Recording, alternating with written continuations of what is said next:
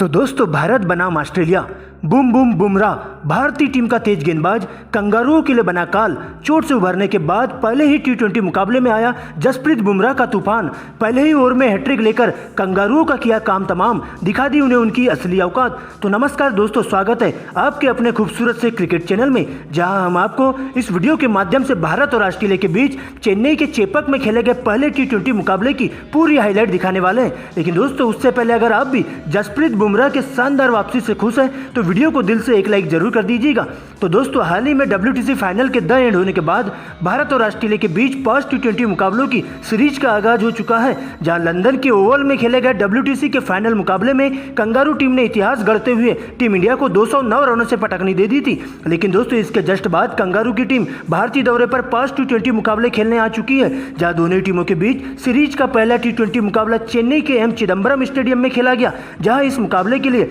Team India की कमान युवा और जोश से लबरेज टी20 कप्तान हार्दिक पांड्या के कंधों पर दी गई थी, तो वही कंगारू टीम की बागडोर स्टीव स्मिथ संभाल रहे थे। दोस्तों, इसके बाद शाम 7 बजे मुकाबले में टॉस होता है, सिक्का उछाला जाता है और सीधा कंगारू टीम के कप्तान स्टीव स्मिथ के पक्ष में जाकर गिरता है, जहां स्मिथ टॉस जीतकर पहले बल्लेबाजी करने का फैसला लेते हैं और टीम इंडिया को गेंदबाजी करने का ऑफर दिया जाता है। दोस्तों, इस मुकाबले में लगभग 2 सालों के बाद टीम इंडिया की तेज गेंदबाज जसप्रीत बुमराह की एंट्री होती है। दोस्तों, मुकाबला शुरू होता है। कंगारू की टीम को ठोस शुरुआत दिलाने के लिए टीम के 2 सबसे विस्फोटक बल्लेबाज मिशेल मार्श और ट्रेविस हेड क्रीज पर ओपनिंग करने आते हैं, जहां टीम इंडिया के लिए पहला ओवर लेकर तेज गेंदबाज जसप्रीत बुमराह आते हैं और शानदार गेंदबाजी का नजारा पेश करते हुए पहली ही गेंद पर एक जोरदार अपील देखने को मिलती है, जिसमें जसप्रीत बुमराह की पहली ही गेंद अचानक से कोण बदलते हुए तेज गति से अंदर की तरफ आती है और सीधा ट्रेविस हेड के पेट पर जाकर लगती है, लेकिन अंपायर के द्वारा इसे नॉट आउट करार दिया जाता है। लेकिन दोस्तों, अगली ही गेंद पर बुमराह 155 किलोमीटर पर घंटे की रफ्तार से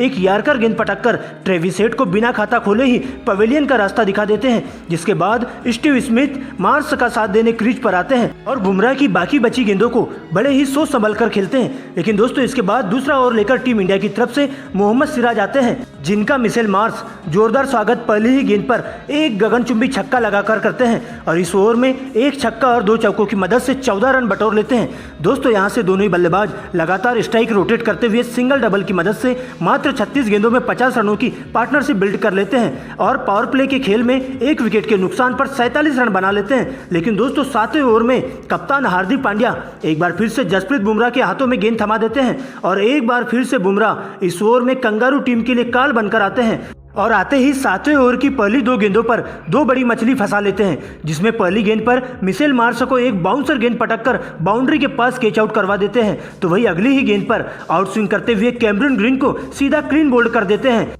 और बिना खाता खोले ही कैमरन ग्रीन को पवेलियन की ओर रास्ता दिखा देते हैं और इस तरह से बुमराह का यह ओवर मैडन के साथ साथ 2 विकेट लेकर के आता है। दोस्तों, इसके बाद स्मिथ का साथ देने मैक्सवेल क्रीज पर आते हैं और आते ही दोनों ही बल्लेबाज पारी को संभालते हुए सिंगल डबल की मदद से पहले 10 ओवर के खेल में टीम के स्कोर को 77 रनों तक पहुंचा देते हैं। इसके बाद स्मिथ के साथ मिलकर मैक्सवेल बड़ी ही सूझबूझ भरी बल्लेबाजी का नजारा पेश करते हैं, क्योंकि इसके बाद 11वें ओवर में भारतीय टीम के स्पिनर गेंदबाज अक्षर पटेल क्रीज पर आते हैं और इस ओवर की पहली ही गेंद पर खूबसूरत सी कवर ड्राइव के साथ स्टीव स्मिथ 34 गेंदों में अपना 50 पूरा कर लेते हैं। दोस्तों, 50 होते ही स्मिथ अपने हाथ खोल देते हैं और अक्षर के इसी ओवर की अंतिम 2 गेंदों पर 2 लगातार छक्के जड़ देते हैं और इस तरह से अक्षर के इस ओवर में कुल 16 रन बटोर लेते हैं। तो वही अगले ही ओवर में टीम इंडिया के स्पिनर गेंदबाज वाशिंगटन सुंदर को अपना टारगेट बनाते हुए मैक्सवेल इस ओवर में 2 छक्के और 2 चौके लगा देते हैं और अंतिम गेंद पर सिंगल लेकर 29 गेंदों पर अपना अर्धशतक पूरा कर लेते हैं। दोस्तों, इसके बाद तो स्टीव स्मिथ और मैक्सवेल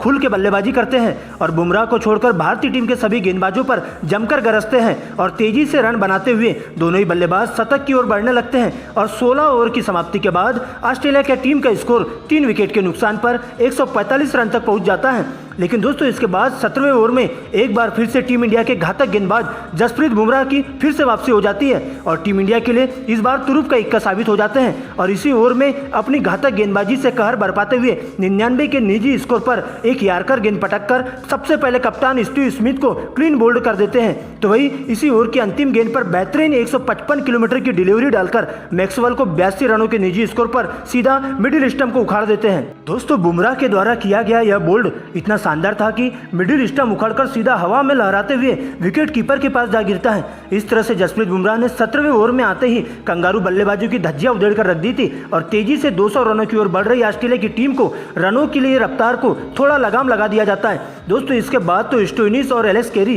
क्रीज पर आते हैं और अंतिम के 2 ओवरों में तेजी से रन बनाते हुए, जिसमें पहले अर्शदीप के 19वें ओवर में स्टोइनिस 2 छक्के और 1 चौका लगाकर 16 रन बटोर लेते हैं, तो वही अंतिम के ओवर में एलेक्स कैरी 2 चौके और 1 छक्का लगाकर 14 रन बटोर लेते हैं और इस प्रकार से टीम ऑस्ट्रेलिया पूरे 20 ओवर खेलकर 5 विकेट के नुकसान पर 186 रन बना लेती है और टीम इंडिया को जीत के लिए 187 रनों का टारगेट दिया जाता है। यहां से टीम इंडिया की तरफ से पूरे 2 सालों बाद वापसी करते हुए जसप्रीत बुमराह ने कातिलाना गेंदबाजी का नजारा पेश किया, जिसमें उन्होंने इस पारी में 5 विकेट चटकाए थे। दोस्तों इसके बाद 187 रनों के लक्ष्य का पीछा करने टीम इंडिया के 2 विस्फोटक ओपनर बल्लेबाज ईशान किशन और शुभमन गिल क्रीज पर आते हैं। इन दोनों ही बल्लेबाजों पर टीम इंडिया को ठोस शुरुआत दिलाने का दारोमदार था, लेकिन अपने पहले ही ओवर में कंगारू तेज गेंदबाज मिचेल स्टार्क टीम इंडिया के सपनों को चकनाचूर कर देते हैं और पहली गेंद पर ईशान किशन को पवेलियन भिजवा देते हैं। यहाँ एक शानदार इनस्विंग गेंद को छोड़ने के चक्कर में गेंद बल्ले का बाहरी किनारा लेते हुए सीधे एलेक्स कैरी के दस्तानों में चली जाती है,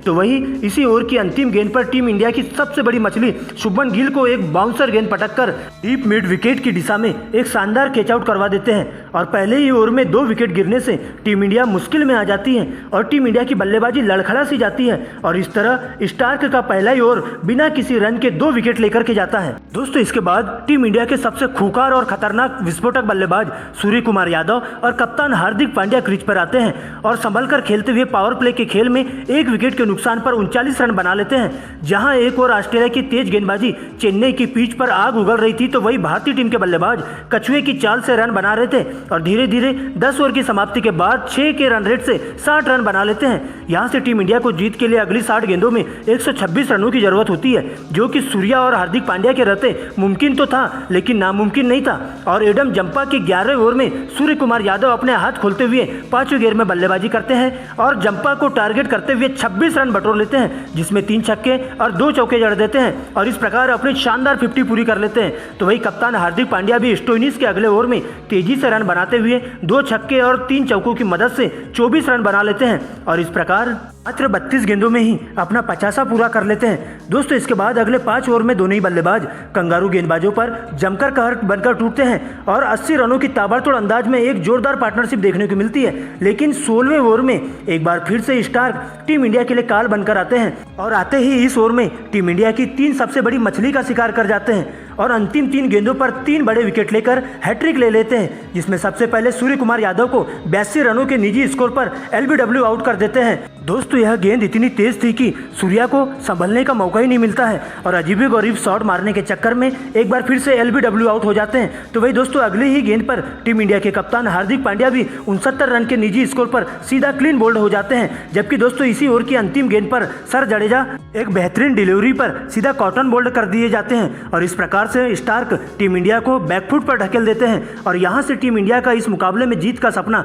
चकनाचूर हो जाता है और इस तरह से 16वें ओवर की समाप्ति के बाद टीम इंडिया को अगले 4 ओवरों में 45 रनों की जरूरत होती है, लेकिन भारतीय टीम के टॉप ऑर्डर बल्लेबाजों के लड़खड़ाने के बाद मिडिल ऑर्डर के बल्लेबाज भी कंगारू गेंदबाजों की घातक गेंदबाजी का सामना नहीं कर पाते हैं और एक छोर से अक्षर पटेल क्रीज पर टिके रहते हैं, लेकिन दोस्तों दूसरे छोर से कंगारू गेंदबाज टीम इंडिया के बाकी बल्लेबाजों को आउट करते हुए टीम इंडिया की जीत को कोसों दूर कर देते हैं और इसके बाद एडम जंपा और स्टोइनिस 2-2 विकेट लेकर 162 रनों पर टीम इंडिया को ऑल आउट कर देते हैं और इस प्रकार से चेन्नई के M चिदम्बरम स्टेडियम में पहले T20 मुकाबले में टीम इंडिया को 25 रनों से करारी हार मिल जाती है। इस प्रकार से कंगारू टीम सीरीज में 1-0 से आगे बढ़ जाती है और इस तरह से पहला T20 मुकाबला पूरी तरह से गेंदबाजों के नाम रहता है, जिसमें बुमराह के 5 विकेट पर कंगारू गेंदबाज पूरी तरह से पानी फेर देते हैं। दोस्तों अगर आपको भी यह वीडियो पसंद आई हो तो इसे लाइक करिए और जाते जाते चैनल को सब्सक्राइब जरूर कर दें।